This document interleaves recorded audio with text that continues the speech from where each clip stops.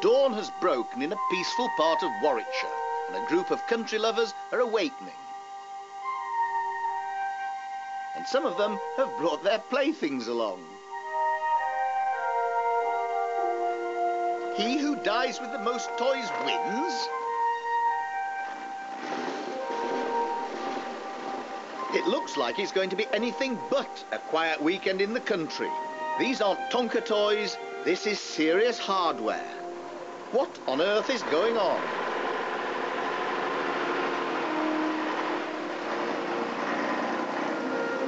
Is it a military manoeuvre of some sort?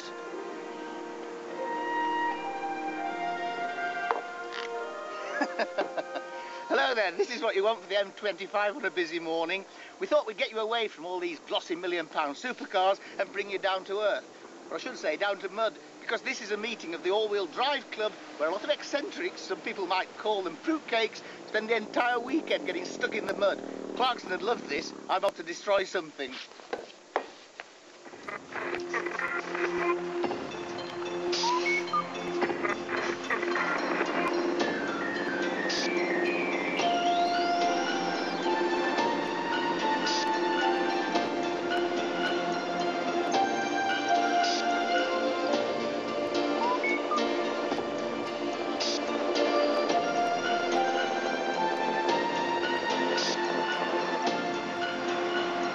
You may have noticed from one or two of my Top Gear appearances that I like mud.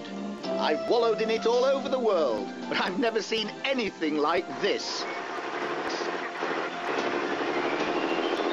It was a mud plugger's mecca.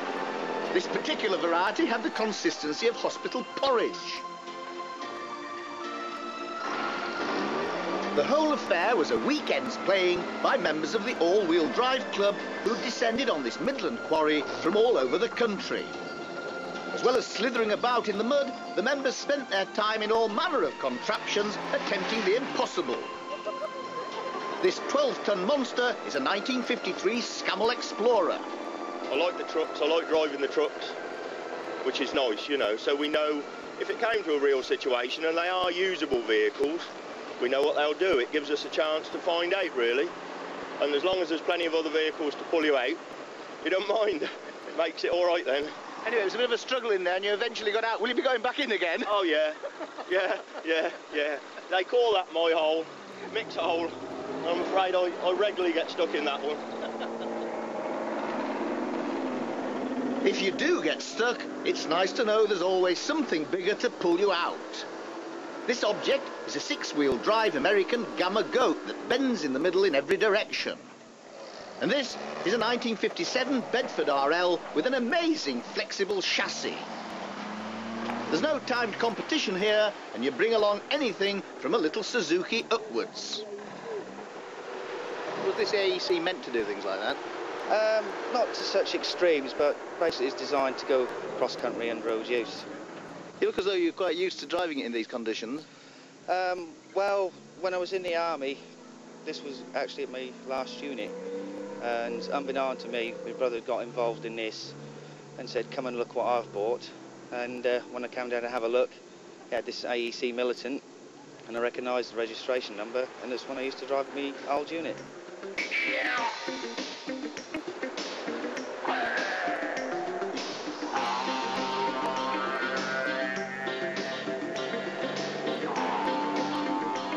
Although some of the machines on parade had a military career, many of them had never seen any action until this lot got hold of them.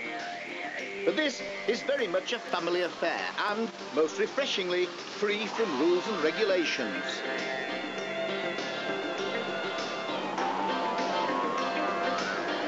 The Scammell Explorers have an engine that weighs 1.5 tons.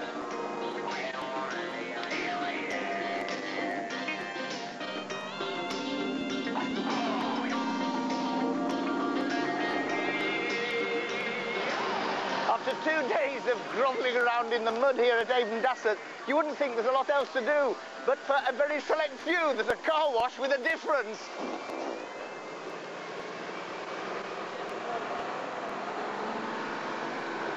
I may like mud, but I hate water. Marco's Gamma Goat seemed more like a second-hand colander to me. I think we're sinking. There are holes in the bottom here, the water's coming up, and I've got to put my feet over 2 holes. Now we're going down on this side. To the casual observer, it was a cross between a hippo's bath time in an African waterhole and Sunday afternoon on the Serpentine. The old hush puppies were taking a hammering, and it was all an extremely alarming experience.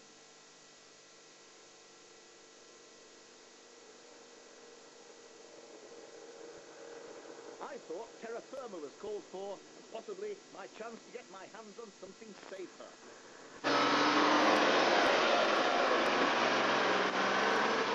The vision's a bit restricted. Should I have a go in this water? Yep. So I'll keep it in second, should I, as we go down? Yeah. All right. I suppose it doesn't matter how deep it is, does it? No.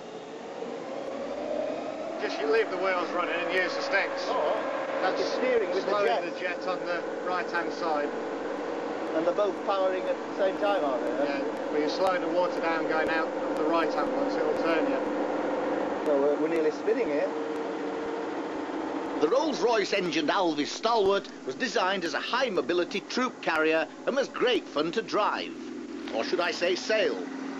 But now, the time to drive a tank. Yes, that's me driving. The owner, Andrew Baker, is upon the poop deck. This is what it's all about.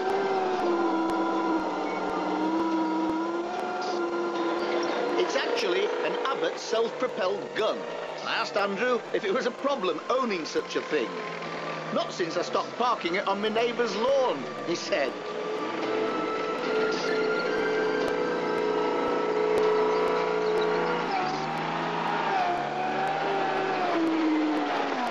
Well, I've been in this quarry all day chasing things around and I haven't managed to catch anybody. In fact, everybody's kept out of my way. I wonder why. I've had enough. I'm off for dinner.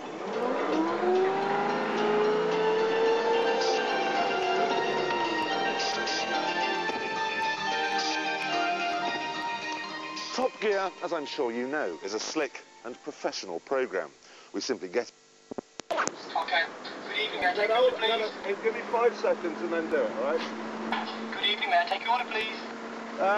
Yeah, I'll have a Big Mac and some huge fries, please. Would you like any drinks? Yeah, a big Coke or something, thanks.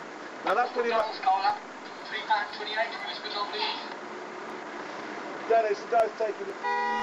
Good evening, may I take your order, please? Yeah, can I have a huge Mac and some even huger fries, please? Would you like any drinks? No, just a Coke, thanks. McDonald's Cola, is that large? Yeah, large. Would you like any apple pie? No, nothing else. Be quiet. £3.28. Shut up! Thank you. Thanks. That won't work. We do it again. SEAT has obviously benefited